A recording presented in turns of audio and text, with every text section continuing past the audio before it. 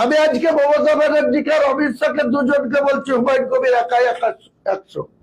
হুমায়ুন কবির যতক্ষণ জিন্দগিতে আছে, বেঁচে আছে, আমি অমিত শাহকেও চ্যালেঞ্জ করছি আর মমতাকেও চ্যালেঞ্জ করছি, আমার ট্রাস্টের 13 বিঘি জায়গাতে তোমার কত শক্তি আছে পা দিয়ে দেখাও।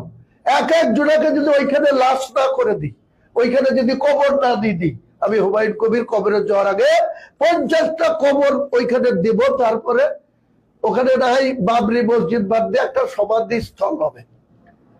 যেমন গির্জা থাকে, আমাদের কবরস্থান থাকে, চার্চের অনেক কবরস্থান থাকে, এই গোকর্ণতে আছে দেখেছি অনেক কবর। এই কৃষ্ণনগরে যান, কৃষ্ণনগরে রেল লাইন দিয়ে যারা যায় দেখেন কত সমাধি আছে।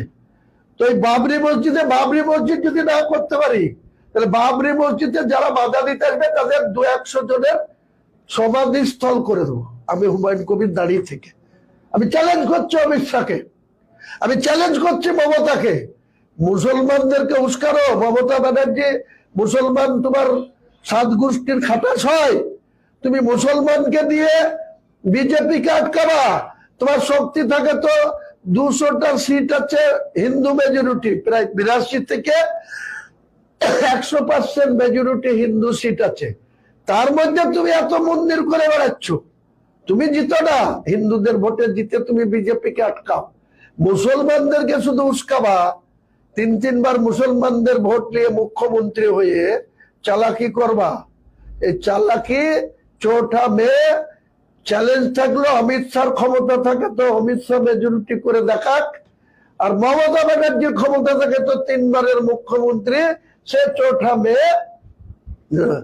মুসলমানরা আজকে 100 মুসলমানের মধ্যে গোটা পশ্চিম বাংলায় কিছু দাড়িওয়ালাকে, কিছু টুপিওয়ালাকে নামিয়েছে, আমার বিরুদ্ধে ডাইরেক্ট কেস করছে, অনেক বাজে বাজে কথা বলছে।